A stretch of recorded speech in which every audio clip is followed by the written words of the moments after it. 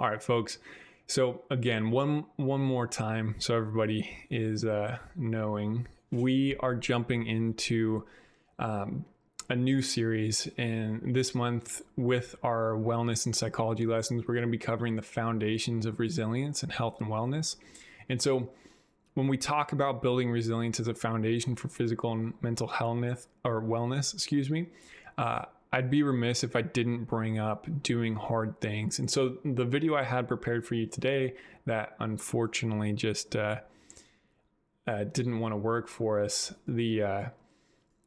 Dr. Andrew Huberman covered how deliberate cold exposure is an amazing way to build up your stress resilience.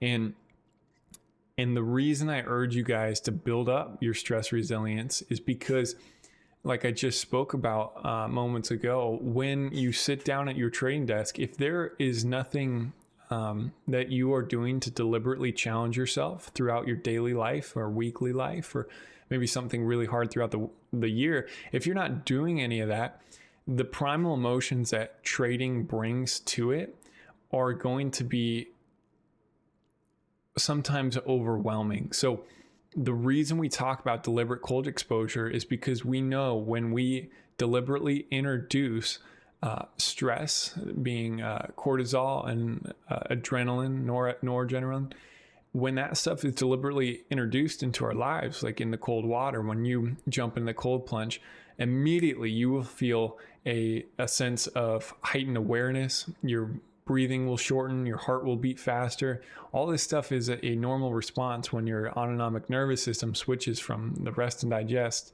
that parasympathetic to sympathetic, the fight or flight. And when you do that daily, then you're going to be able to start controlling those emotions that come with it, that the lack of calm, for lack of better words, that comes with this adrenaline and cortisol. When we breathe through this stuff, are you guys unable to hear me? Can Mr. Glenn, anybody, can y'all hear me? Check. Okay. All right, we're good. Oscar, all right, we're going to keep moving forward. Oscar, he will have to change that on his own, maybe restart if you guys want to let him know.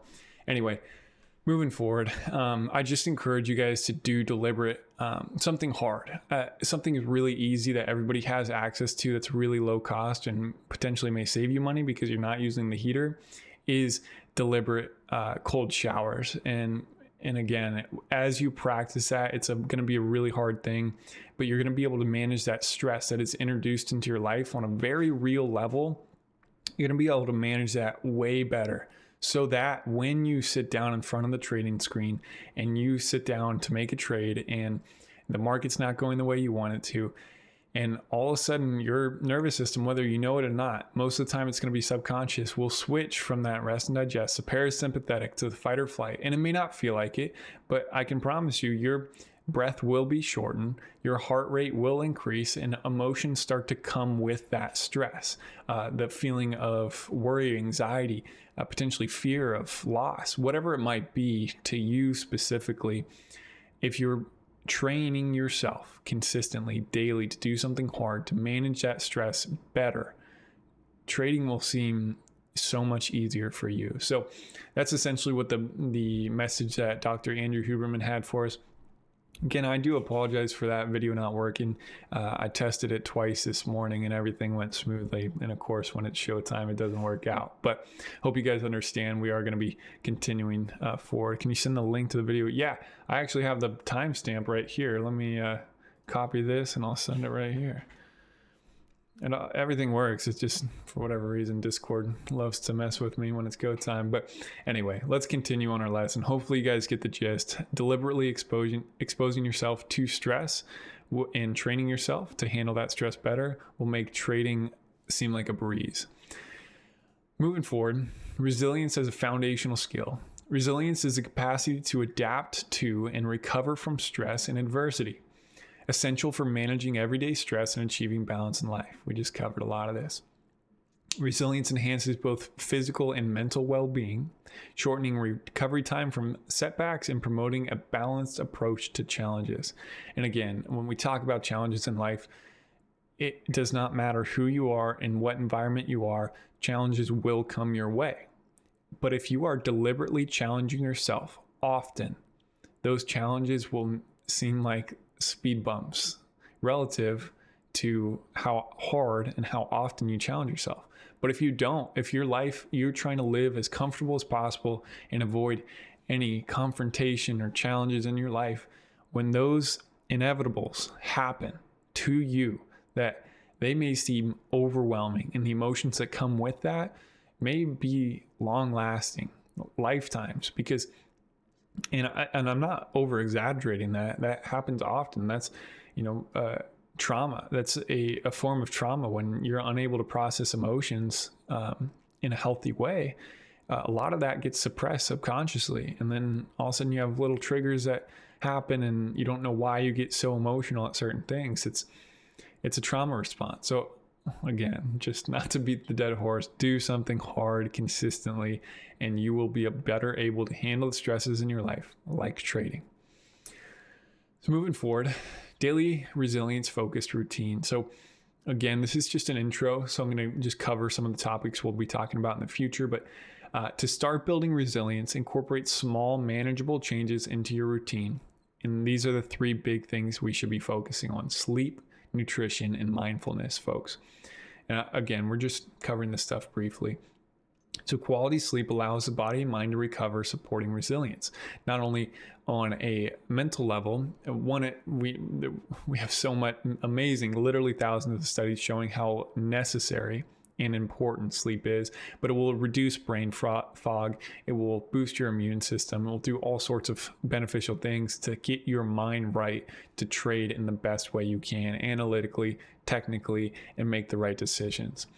So I recommend setting a consistent bedtime. So the same way that I have an alarm to wake up, I have an alarm to go to sleep.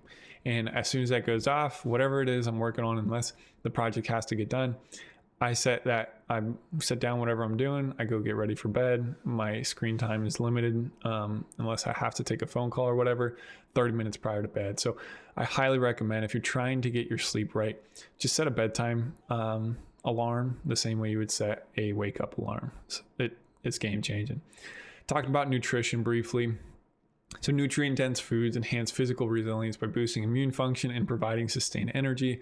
Yeah, basic stuff, but it is so important. Many people are not getting the vitamins and nutrients that we need to function at an optimal level. And again, bringing it back to trading, folks, when we want to accomplish something at a high level, like trading, I'm assuming the majority of us would love to just jump on the charts once or twice a day, or 2 to 4 times a week, make some trades, and that's our job. That's it. We don't have a 9 to 5. We have other investments coming from our stream of trading. I think that's a fair assumption for a lot of us to want to be at that point. How do we do that? We got to set ourselves up for success. And when we talk about that, we have to talk about optimization. So the reason I bring up stuff like mindfulness, nutrition, and sleep is because that is how we optimally perform. If we want to be the best trader we can be, we have to cover this stuff. So again, it's just an intro.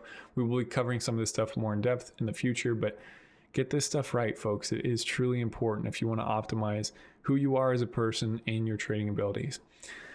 So if you're not getting it in, highly recommend a serving of leafy greens, typically dark leafy greens. The more colored, a lot of times, the better.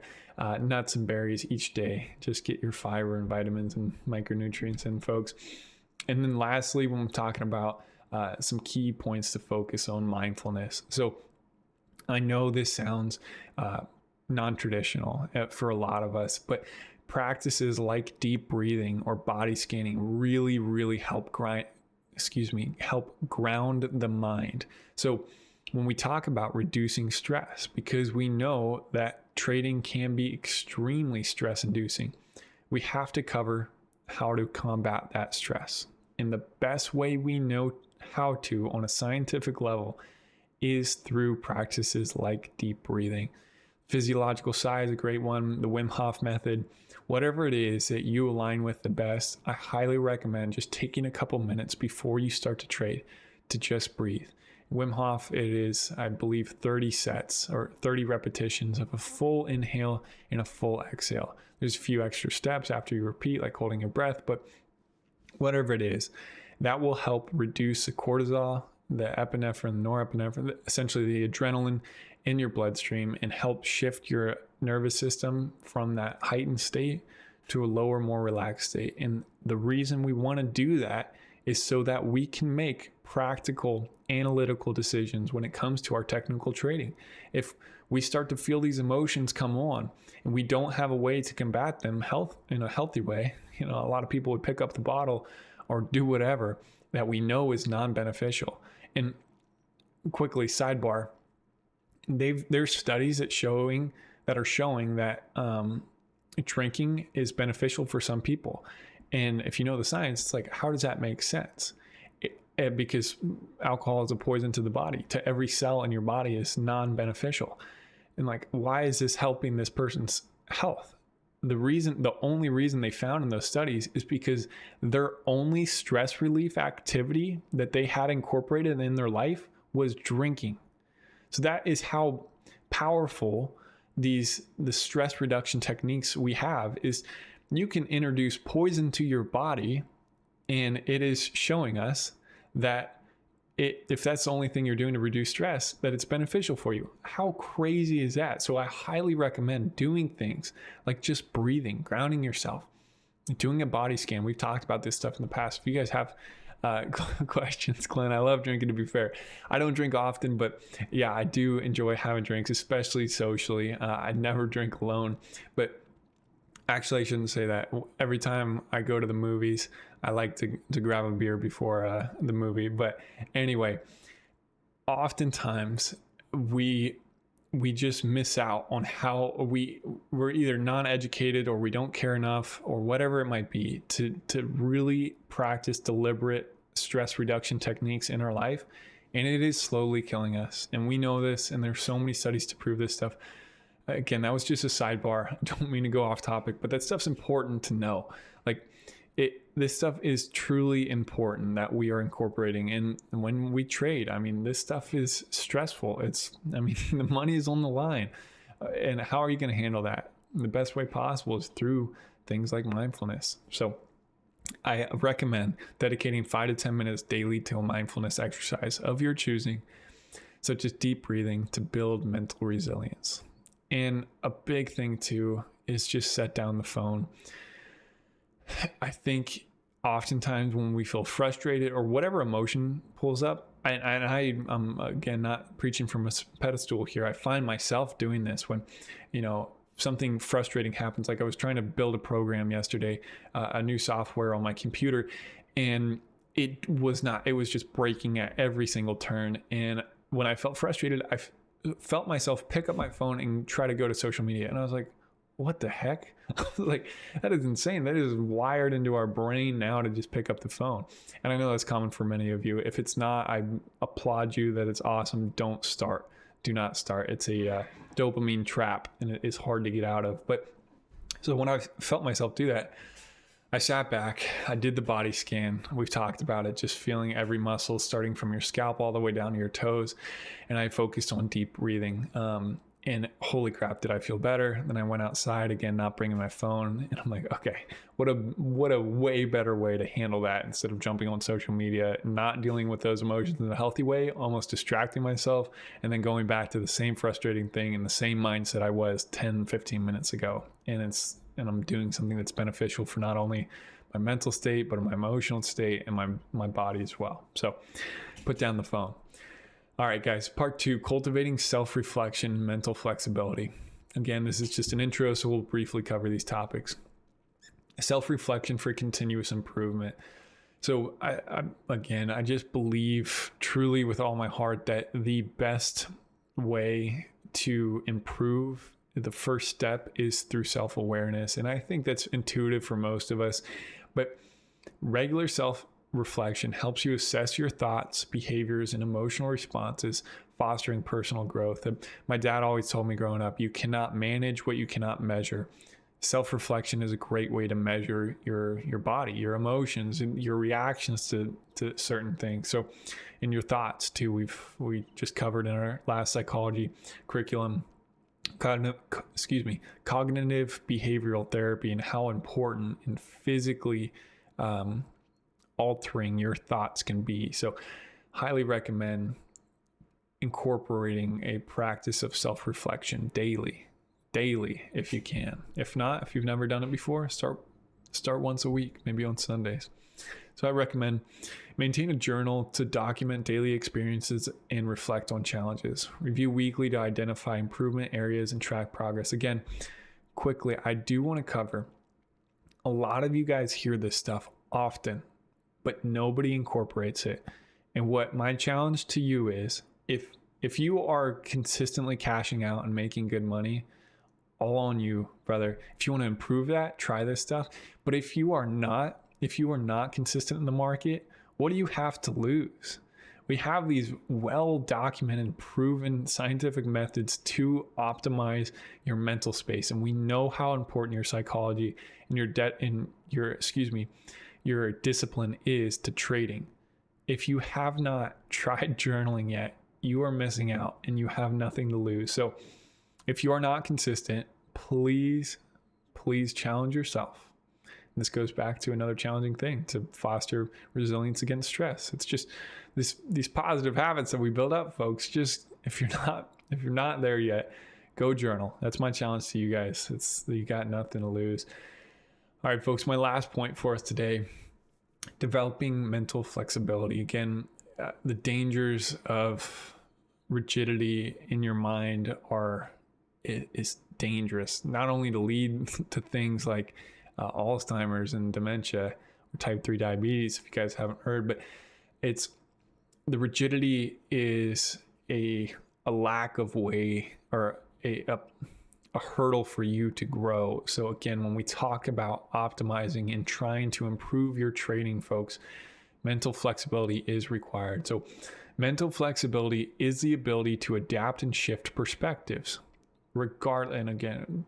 I'll finish that sentence and I'll do my side point. Mental flexibility is the ability to adapt and shift perspectives, preventing rigid thinking and supporting resilience. Quickly, folks, as far as when it comes to your ability to adapt and shift perspectives, I just want you to understand that your paradigm, your outlook on life should be grounded on truth. And regardless of what you believe, your beliefs should be challenged by yourself. And if someone else challenges those beliefs of yours, do not take it as hostility. Take it as a point of growth for yourself, a point to reflect, a point to understand their perspective, and a point to potentially change or, build off of your personal beliefs. So when someone does challenge you, do not take it as in a rigid mindset. You got to take that stuff and use it to grow. And so I challenge you to do that yourself. Another great exercise when it comes to journaling is journal. Like, just sit down, and you don't have to know what to write about. Just start writing. What do I believe in? What do I think my purpose is here? Am I striving towards the goals that I want? Do I have any goals? I don't know. But journaling is just a fantastic way to help start to measure a lot of your beliefs, emotions, reactions, thoughts, and then you can start to challenge that stuff and build and grow as a person. It's just, again, apologize for the sidebar, but you guys can tell I'm passionate about this stuff. So, practical tip for us: challenge yourself to view situations from different angles by asking, what's another way I could look at this? This practice fosters adaptability and reduces stress. That is a point taken from our previous cognitive behavioral therapy lessons, where we talked about, when you lose a trade, instead of, you will have an emotional response regardless. It could be overwhelming at times. I invite you to go outside, take a short walk, practice deep breathing, these mindfulness techniques that we talked about. But when you're able to, and when you're in a decent headspace, instead of thinking, your normal questions like, why do I keep doing this? I can't believe I did this. Like, I don't know if I'm ever going to make it. Ask yourself, are those thoughts beneficial for any growth? I could tell you they're not. And you'll tell yourself they're not either. Then ask yourself off of that question, what's another way I could look at this that could be beneficial for my trading? It's like, oh, well, I said I wasn't going to do this and I did it. It's like, well, that's probably a lack of discipline. How can I build discipline in other areas of my life to reflect in my trading? These are the questions we have to ask ourselves. And again, journaling is just a fantastic way to put all this stuff into a manageable section. If you're anything like me and you do think about questions like this, I can't keep them up in my head. I don't know, they're like monkeys playing instruments. It's all over the place. But if I'm able to write this stuff down, I'm able to manage it, look through it, think through the process completely, and come to a conclusion that is beneficial for my growth. So again, I highly, highly recommend journaling. So I leave you folks with this. By integrating resilience building practices into your daily routine and focusing on self-reflection and mental flexibility, you can develop lasting resilience that enhances both physical and mental well-being. Resilience is a skill built through consistent habits like sleep balance, nutrition, and mental grounding exercises, as well as doing things that are hard consistently. That was just a sidebar. Again, when we talk about Dr. Andrew Huberman and how important it is to do hard things, to introduce stress to your body, preferably early in the morning. I can get into that at another time. Cold shower in the morning, folks. If you are struggling to make a payout, if you never have, or you are not consistent, what do you have to lose? I'm telling you, these are powerful, powerful tools and protocols to enhance your trading. Go do it. If not, how bad do you want it? So it's just kind of like a little hobby where you spend tons of time and tons of money on. It's like, I don't know, your spouse would probably disagree. What do you have to lose? Do the hard thing. Go take that cold shower in the morning. Maybe make a challenge of it yourself. Say, I'm not going to take a trade unless I do my cold shower this morning and I sit down and do some breathing exercises. What do you have to lose? You don't have anything to lose, but only gain. So these intentional changes create a foundation for long-term wellness, equipping you to face life's challenges with calmness and strength. That's all I got for you guys today. Again, I apologize for the technical issues. I had a video plan. We tested it. It worked great, and it didn't work when it was showtime. But we will work out the bugs. Hopefully these lessons, you guys will see a lot of the source material that I'm getting it from. But it will take time to integrate these changes. But hopefully you guys enjoyed today's lessons, and hopefully you guys, are doing the hard thing. So let me read through the chat really quick. Let me check in on this stuff. Tibor, regular sleep is important, more so than the length.